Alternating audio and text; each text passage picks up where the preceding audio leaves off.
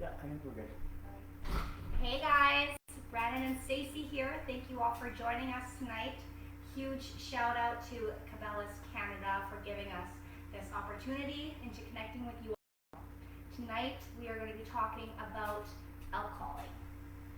You bet. And to start things off, guys, we put together a little clip. It's about a minute. We thought we'd show it to start here to get you guys all excited. Hunt season is right around the corner. So we want to just play this quick. Now what we're going to do, we're going to break some of these clips down a little bit, these sequences, and we'll look specifically at one or two portions of the video that you see here. And then we'll kind of talk about how we set up, what we did right, what we did wrong, because everyone makes mistakes. First of all, we're not pros. We're just average elk hunters, just like you guys. But we're just so happy to be here, share our experiences with you and some of my calling techniques. So we'll have a quick look at this video and then we'll get into some dissection of everything we did right and wrong. And then we'll have a look at some calls, some tubes, some diaphragm calls. We'll go into some cow calls, bugles, and last we'll get into some sequences. But let's play this just to get you guys nice and excited.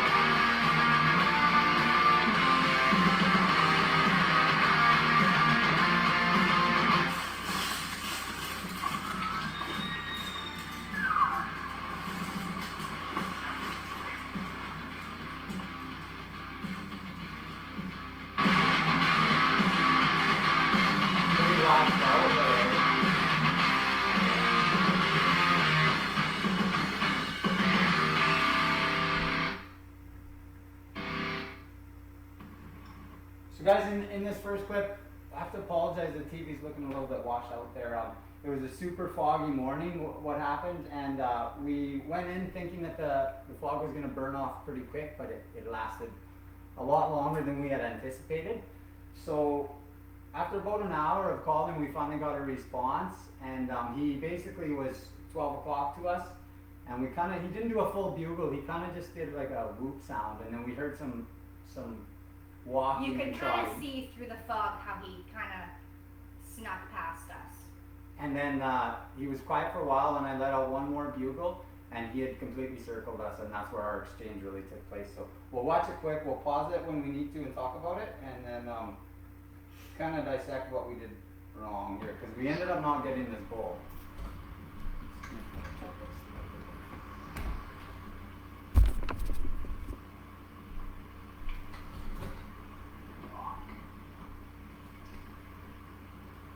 So we initially heard him right here in front of us.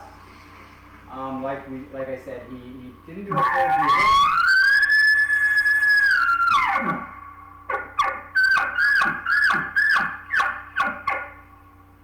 So when he came in, he didn't make a sound after this first initial attempt to contact him. Well, until a couple of minutes later, I let out another bugle, and he just erupted everywhere. So we've kind of heard a noise over in this general area. We were just really hoping for this fog to burn off so we could actually get to see him a little better. These trees were about 60 yards. That would of course be his hold-up point where he'd come to. And we couldn't even really see that point. But we were in it at this point. I mean, what are we going to do, right? Just hope for the best. Hope we could come far enough out that we could identify if he was legal and get it started.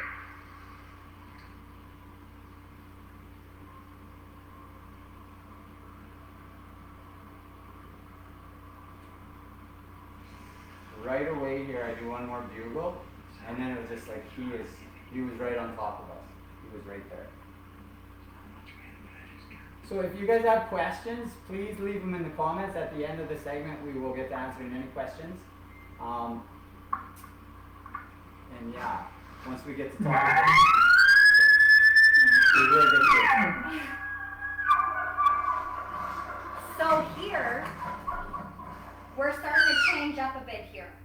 So we're looking in one direction. Brandon lets off, great bugle, and he was like literally right behind us. So we had to quickly adjust, move around, and again, we couldn't see him, but he was close. Yeah, he was very close. We have a few more exchanges.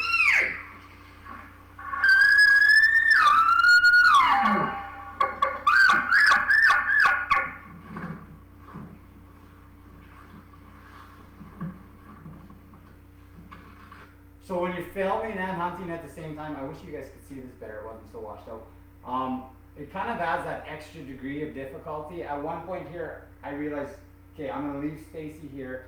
I'm going to back off, 20, 30 yards, maybe like I'm moving away, and that would help draw him out so she could have a shot. But when I did that, I couldn't really get a good, there was a little knoll that dropped there, and I could no longer get any sight of even the tree line at that point, so I ended up coming back in. But had we not had the camera and been trying to film, things might have been a little bit different, but he ends up busting us here.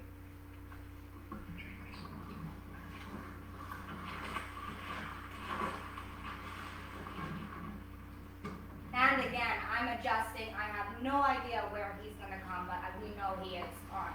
Generally right here. So for calls at this point, I've just done kind of, location, bugle. I've ramped it up a little bit. I'm waiting to kind of see what he's going to do, how he's going to react. He's pretty quiet. This is what Stacy's do.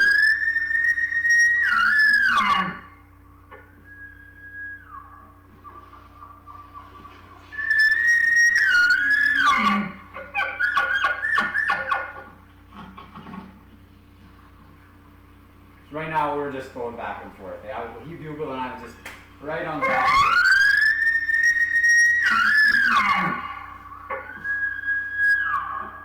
Yeah, he was right there. I have no idea where it was.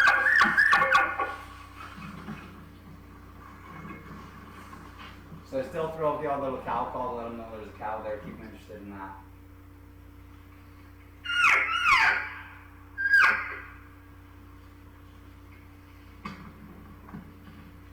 You can hear him crashing. I don't know if you guys can hear that. But we're 50 yards and there's his hold up point, and I kind of knew we were in trouble here just with the fog. Pretty soon I go for my walkabout. Here's where I'm trying to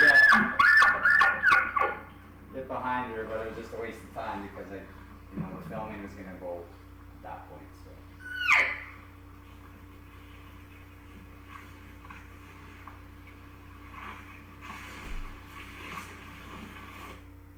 And it's funny because when we were walking out that morning, it was so quiet. It was a little bit of fog, but those mornings when you walk out and you're like, oh, this is going to be a good day. You could just tell, hey? Yeah. And for a little bit there, the fog let off, but then it came back. So in my scope, Brandon never saw him, but I did get a visual of him. He caught us and took off.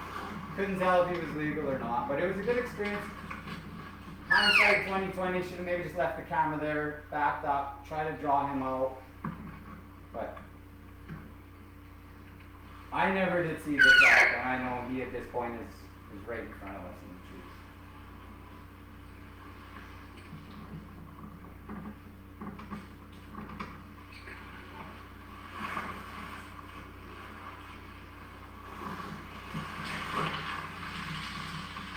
And that's where he left. What's this? So yeah, he made us. He must have winded us. There wasn't much wind in any direction, but we were kind of planted where we were. There was a few shrubs to our left here that we kind of could have got behind, but I mean, we were almost within bow range at that point. So we did have a few more clips, but time-wise, I think we'll just go on to, we'll get right into some calls, eh? Yeah. So we're already 10 minutes in. So guys, with calls, you know, there's the infamous bugle. Every elk calling's all about the bugle, right? That sound we all love. There's various different calls out there. This is I don't know if I'm gonna blow this for you guys because I bought it and I really never used it.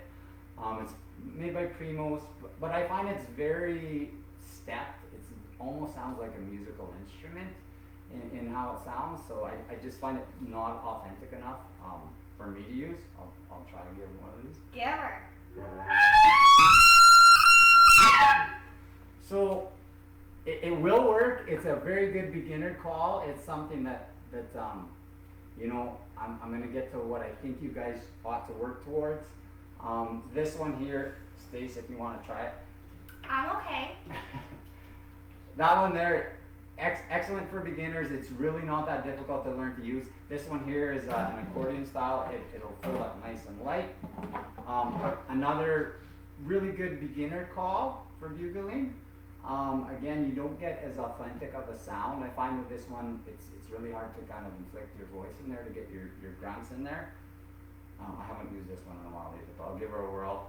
And again, it's you just start off low, you'll go high, and with this one, really good for like a young sounding bull, but where you're not too raspy.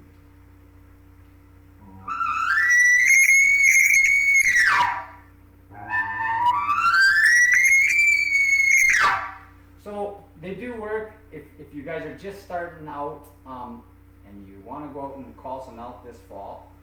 These two will probably be your best bet to get out there and be bugling with not a whole bunch of practice, okay? So they work really good like that. But while you're doing this, I would be working on the diaphragms when you're at home and just use these while you're hunting until you get proficient on the diaphragms, right? So for diaphragm calls, I mean, I have a plethora of diaphragms here. They're just all kinds of selections. My favorite are these Rocky Mountain hunting calls. I don't know if you guys can see that. I'll come a little closer. I typically like the one that's called a Time's Up. It's red. But mine are getting a little warm, so I'm not going to use it for this video. So some of these, you know, when you first get a diaphragm call, you're not going to get this, and you're not going to stick it in your mouth, and you're not going to be making noise in a day. You're not going to be bugling in a day, maybe 3, 4, 5. I mean, the initial hard thing to do is just to get over that. There's a gag response that comes with it. So lots of them, if you get them and you trim them down a little bit, if you're starting to gag, you'll find that really helps. There's some called a sonic dome. I'll show you the difference. They're a lot smaller than a traditional reed. My camera sucks. So this would be the sonic dome, and this would be a regular one. So these, if you're just starting out, I do recommend these. They're what I use probably the first few months because you can just pop them in your mouth, and they fit on your palate just perfectly. They're not overbearing. They're really good to get over that gag reflex, right? But when you get into these bigger ones, half the battle is just getting in your mouth and, you know, getting over that gag response. So these are great for both cow calls and bugling, and that's why I like them so much. I found, like, Time's Up, the red one, which I won't use today, but well, and that's what you use too. Like, so as soon as we get into the woods and we're walking, Brandon you'll let a few cow calls out too. Yeah. So when I'm in the elk woods, this is where it sits. This is its home. It's never in my pocket. It's never, you know, somewhere where, because you never know what's going to happen. You could bump an elk right there, and if you got to stop them with a quick cow call or something. Yeah, so it's really good every once in a while just to let out a few calls, see if anything calls back. You definitely don't want to just walk in with a bugle, go right off. Yeah, you don't know what's around you. as we're walking, like, I think the first year our biggest mistake is we're trying to tiptoe out there. And that's exactly what predators do, right? They're trying to be quiet. And you can't be quiet. So when we're walking in, we're not so much worried about not making noise anymore. We're more concerned with wind and where we anticipate the out to be. And, you know, I'll just let out a few mews here and there and just cow call just to, so if they do hear us break a stick or whatever, they'll think, okay, that's a cow. Yeah. And it's awesome when you do that, and you know you might get lucky and a huge bugle goes off. Well, you know where you're gonna start walking towards, right? Absolutely. So we'll start off with the cow call. So cow call is kind of the first thing on a diaphragm to learn because it's the simplest and it really sets the stage for a bugle. So a cow call is essentially the long portion of your bugle. The bugle's kind of set up in 4 stages. So there's your start, your transition up, your hold, your transition down, and so the cow call essentially is just from your high note and then you fall off to an end. So we'll see how this goes. My mouth is pretty dry. See, this is our first live video ever. So we're like 90% excited, 10% nervous, or 90 nervous, 10% not too sure, but I have the dry mouth going on. So cow call, place it in your mouth, up on your palate. I like to bring it as far forward as I can just to avoid that gag reflex. And basically, how you make sound is you just blow air over this diaphragm, so tongue pressure on it. And then as you blow, you'll just release your tongue pressure and it'll bring that sound down. Slowly. I can do it without my hand, but for you guys to see. But I'm so used to having my hand there that hard not to.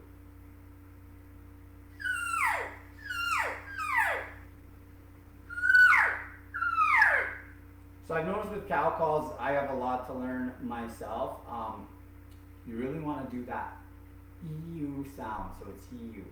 And that's something that I'm constantly reminding myself to make that EU sound. It just makes it just that much more authentic. And I personally feel if you keep your teeth closed with it, you'll get a little more of that buzz sound. So without the EU and the buzz, you still can make good cow sound, but it's just not quite as real. So I'll do the no EU open mouth first. And then I'll move on to like how I feel it sounds best. So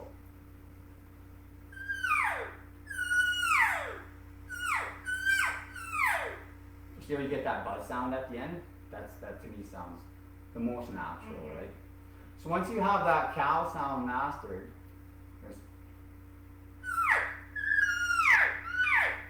a bugle is basically just the beginning of that. You move up, you're into you're gonna have more volume, more air, more pressure. You're gonna try to get a little higher. So you basically start out low, you transition up to that, and then you'll move back down. So it's once you can do that cow sound, you're done half your bugle. You just gotta learn the first half. I'm still learning. So, and for location bugle, we'll try and talk about the specific types of bugles. The location bugle, I don't like to put a whole bunch of voice in at the start. More just more clean, not so much rasp. And then the location, when you want to get as high as you possibly can and hold it for a very long time. And then your drop off on a bugle, you want your bugle not to really drag out. You want it to kind of fall off quick with a little bit of voice inflection at the end. And your voice is kind of like you're clearing your throat like a hip, like not like right. So I'll do a few without it, and then I'll show you guys the transitions, how to work on them, and then I'll grab a tube here. So we're just a regular kind of location duo.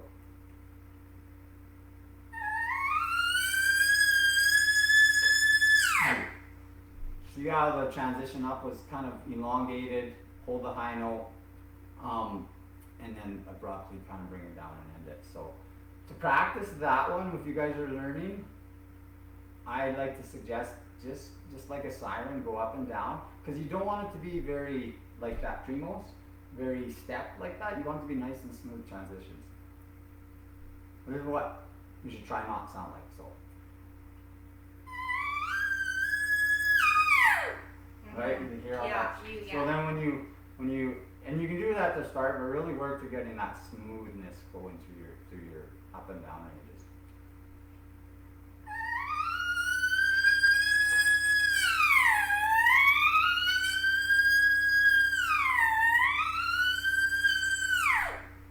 And to go up and down, it's just basically essentially tongue pressure up, raise your note, more airflow, and then relax your tongue and relax off on the air. So, I mean, it sounds kind of funny, but you guys, you can do this anywhere. You can do this driving in your truck. Like, Oh, for sure. I basically, every year I'm like, okay, elk season's done, we're gonna paddle hunt. Come April, this is gonna be in my mouth twice a week.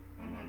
September 16th rolls around, or like this year. You can do it anywhere. August Driving, while you're 22nd. scouting, driving around. So with a bugle, then, and when you throw the tube on it, it just gives it more volume, more bass. You just sound so much more like an elk. The thing with an elk is we'll never sound exactly like them. We just kind of mimic them. We try our best. It's kind of like, I think us calling is kind of like a band that doesn't have a bass player or something. It's a lot of treble, right? So Yeah. here is a good location, or a location bugle Location bugle. with a tube.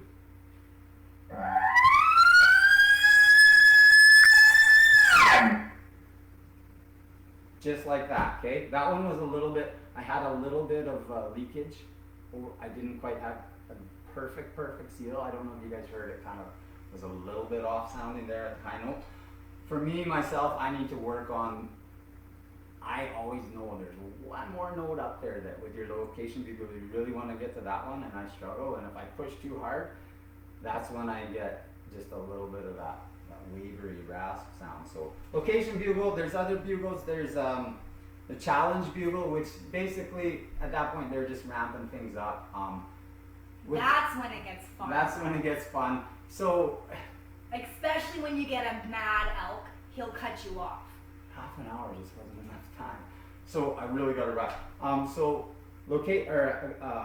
challenge bugle, basically you're ramping things up. You're gonna have more voice inflection. I like to sometimes start high and then come down a little bit and get that voice really in there. And then, so challenge bugle is basically you've located, he's located. You got to make sure once he's sent back a location bugle or whatever he sends you, you need to listen to that. Because if you send back a location bugle, it's kind of like me meeting someone on the street saying hello, and they say hello, and I say hello back to them, right? And Yeah. They're gonna realize, okay, what's this? This isn't right. Like Right. I just challenged him and he said hello again, right? So that's the hardest part about elk calling is understanding what they're trying to say, and we have a lot to learn about it, but we're working on that. There's lots of great apps, YouTube videos on just understanding elk language, and that just comes with practice and Yeah. experience with them. So I'll try to do a challenge bugle where things are gonna Yeah. heat up Get a little mad. bit, right? It's hard to dry them off though.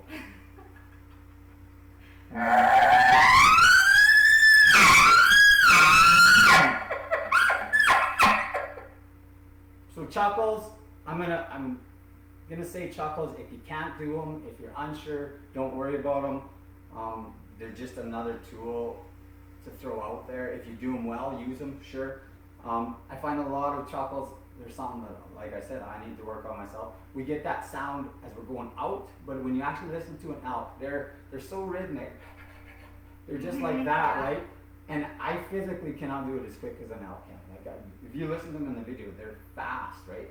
And so chuckle is, I'll just do a tail end, and you got that little bit of grunt voice inflection at the Yeah. bottom too. But like I said, if you're unsure about chuckles, if they're not sounding great, just leave them off.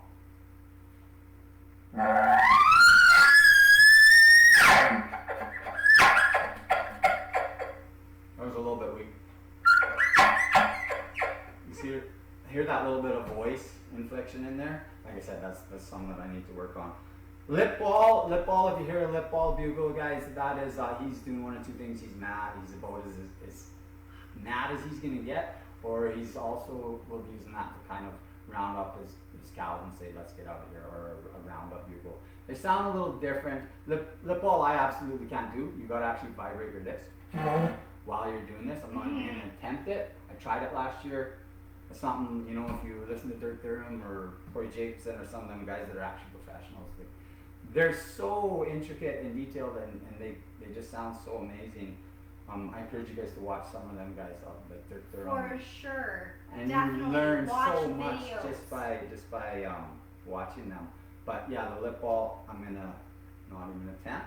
So I want to move really quick into sequences. So sequences are kind of, I touched on this earlier, when you throw a location bugle, you get a response, probably going to be a location bugle back. Okay, now what are you going to do? So there's various sequences. An advertising sequence is one kind of where you know where the elk are at. Okay, you know the elk are there. You know there's a herd bull there and he's got cows. So what you're going to want to do is you're going to want to go in there and you're going to want to advertise. So you're going to kind of showboat, you know, do 3 or 4, you know, good bugles, get some voice inflection in there. You're going to want to rake some trees, get the in there, antler get sounds, angry, get mad, right? make a show. So what that does is, whether it's a satellite bull or a herd bull or whatever it may be, they stop and they're like, that's a new bull. So if it's a satellite bull, he might, I'm gonna go check this guy out because that's my competition. And your herd bull's gonna be the same way. Hopefully, he might not leave his cows, but he might hear this new sound and be like,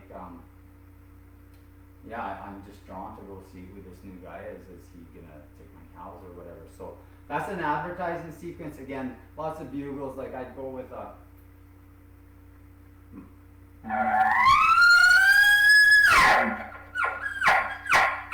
And then, you know, some raking, some rallying, and just.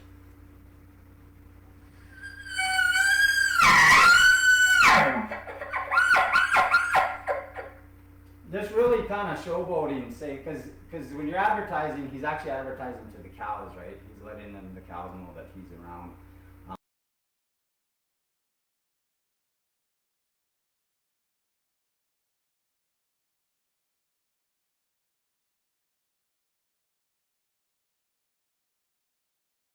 Paul Mandel calls it a slow play, but so the one that I use the most when I get a response is I'll use just basically, it's kind of like a breeding sequence where you have a cow sound and you got a bull sound, and your bull is bugging your cow. Like, she's hot. You know, if you got a herd bull that doesn't have a hot cow, you kind of want to make him think you got a hot cow. Yeah. So when I do that, I'll start off with a few cow sounds.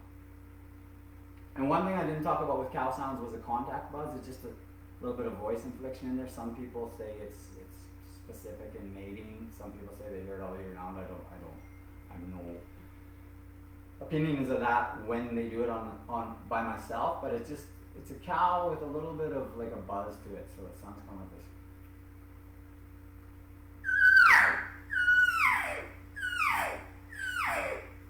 A little bit of voice in there. Some guys do it differently. That's the best I could ever come up with. So yeah, for that, the sequence I use the most is slow play, and it's not mine, but it's the one I found that was worked the best for us. You get a few cow sounds.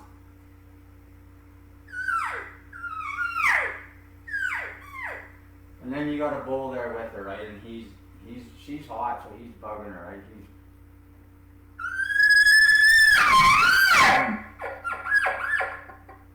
He's showing off, right? And then you're raking, right? And then you go quiet for a few minutes and don't stomp your feet, make noise, and then she's kind of, you know, she's getting bugged.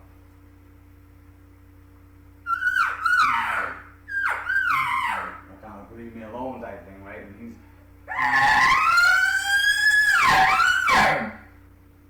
ramped up, and I found that one will draw maybe a hesitant herd bull from.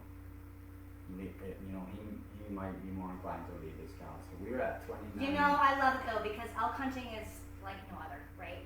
Because with deer, you know, we're being quiet.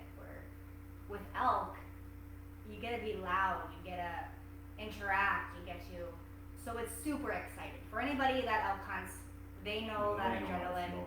But if you're new, definitely do your research, watch videos, learn, practice. Throw a call in your mouth, driving, anywhere you go, practice. Yes, it is, Stacy. well, yeah, I still need to practice, but. So I have 3 take-home messages. I guess we're already over our time, Stacy. I don't know if you want to see if there's comments. I didn't see any. I really hope we're live. It says we're live. So the first one is practice, which Stacy just touched on that. The second really strong suggestion I have is get to the diaphragm and bugle tube as quick as you can. So for the first, I think I went 2 years with this one, but first time I used this, I'm like, nah, I'll never do that in my life. It's not for me. It's not happening. But I worked at it, and eventually I could make sounds, and eventually learn to bugle. And I still have lots of learning to do and being more proficient. But get to this as soon as you can. Like I said, these ones are good introductory. Maybe they're good to you want to get out there and hunt. If you can't do this yet, but when you can use the diaphragm and the tubes, all different types of tubes. You get different resonant sounds, all kinds of stuff. I like the Rocky Mountain one. There's stuff. You guys know all the tubes already. You can go visit our friends at Cabela's. We have all of these. There's amazing sales going on right now. And the last thing I want to say is careful with the cow call. So a cow call, and this is something I haven't really learned from experience, but just what I've heard from numerous people is a bugle. You can rip a bugle and it can be off, and it's forgivable because every elk bugle is different. They sound. Yeah. But a cow call, if you watch a cow call, odds are you're probably gonna mess up that hunt. So and it's easy to do, but so be careful with the cow calls. If you go out at one like just one little mistake like that, that's probably enough to really throw this bull off. So those are kind of my 3 things. Practice, get to this bugle tube and diaphragm as quick as you can, and just careful with your cow calls. Really, you don't need to bugle at all. You can use just cow calls, but just if you're unsure, they make a little hoochie mom. You guys have all seen them. They're pretty simple. Just a handheld device. Yes, absolutely. 100%. Just be careful with those ones because you don't want to make a bad noise when it's right there. So. Guys, we're already a couple minutes over, so we're going to check for comments here. If there are any. I could have talked for a while. I'm not seeing any.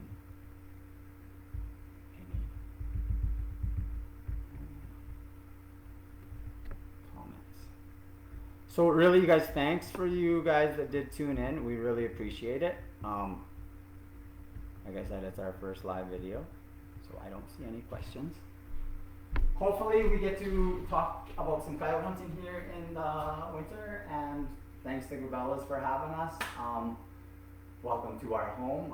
We're about 3 weeks ourselves. How far away from the home? September 17th. So. Yes, a few weeks out. So this is the perfect time to search videos. Go in, see what you have for gear, if you need to upgrade anything. So these diaphragms too, guys, like I say, buy a bunch. There's a few of these, even to this day, I can't get them in my mouth. They make me gag, but try different ones, because if you get one that makes a really good cow sound, and you can bugle with it,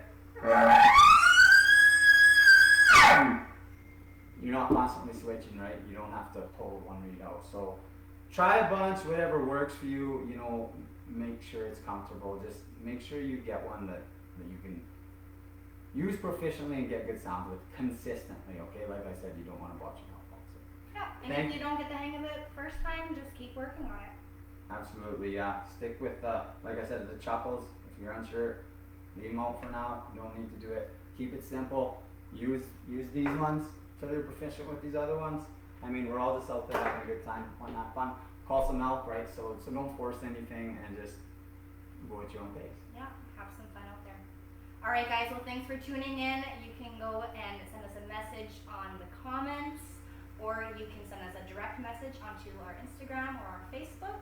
Well, keep an eye on the comments if you guys do. I know not everyone watches this live, so we'll answer what we can when we can. Sorry for taking a little bit extra of your time. Appreciate you guys tuning in, and look forward to hearing from you guys. Thanks much. And good luck on your upcoming new season. Absolutely. Good luck, guys. Happy hunting.